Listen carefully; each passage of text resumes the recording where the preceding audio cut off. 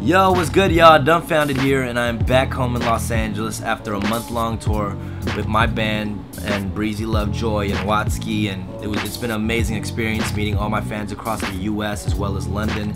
And thank you to everybody who came out to the shows.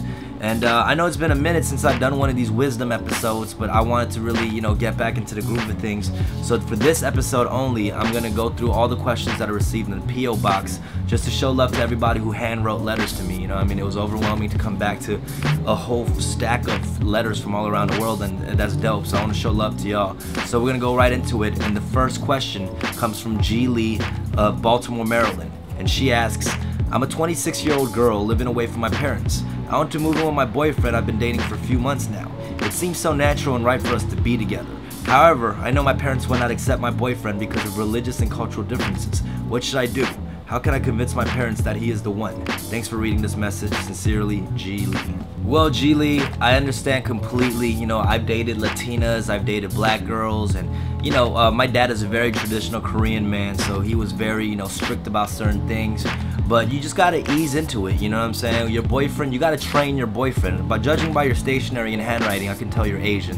So make sure you give him some Asian training. Like if you're Korean, make sure that fool loves kimchi, and make sure he knows a few Korean words, and you just gotta train him a little bit so when he does meet the parents, he's ready to go with the proper, traditions of two hands, pouring, all that stuff. So you just gotta slowly do it, and you don't have to rush into things. You're already living by yourself, and you don't need your parents' approval right now. You're 26, do what you want. But I understand you want your parents' approval, and that's just gonna take time. Asian parents could be very stubborn, and you just gotta slowly put the bug in their ear and let them know that this dude is legit. Like, he has mad respect for the culture as well as the religion, and just train him. This next question comes from Santos Martinez of Wilmington, North Carolina, and he writes, I've had a homie who has been seeing this chick for a couple of years now, and the other day I saw her kissing another dude at my friend's house. I went up to her and told her, what the fuck is up? She went on with this bullshit story, and afterwards she said I couldn't tell him, or she would tell him about something I did. In parentheses he writes, I fucked his sister. Should I not tell him, or should I?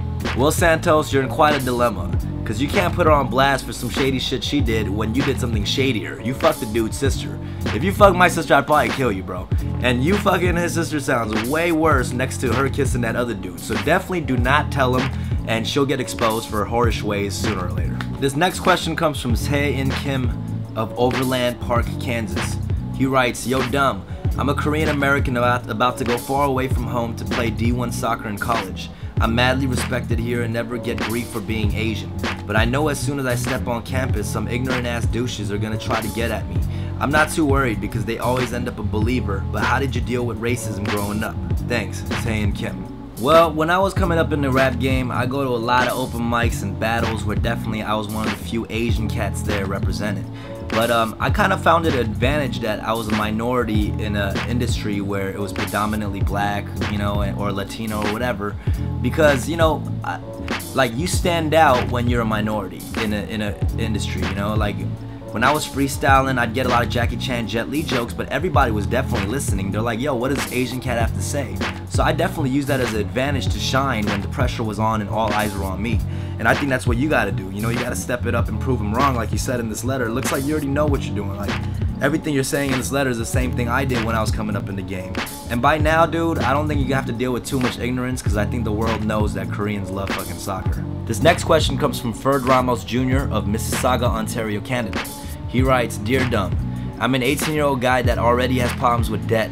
It's very difficult for me to pay for everything due to my lack of discipline and careless behavior. I've had 5 jobs already this year and still have not paid for it. I always end up spending my work money on clothes, food, and entertainment things. I don't know why, I just don't pay for it so I can get it over with. But I think it's because the thought of giving away all the money I worked for and not receiving anything in return bothers me, which leads me to procrastinate or not even bother until something such as a call comes up. Any advice or motivation for me to get up on my feet and do something about it? Please help me with this, dumb. Thanks, much love.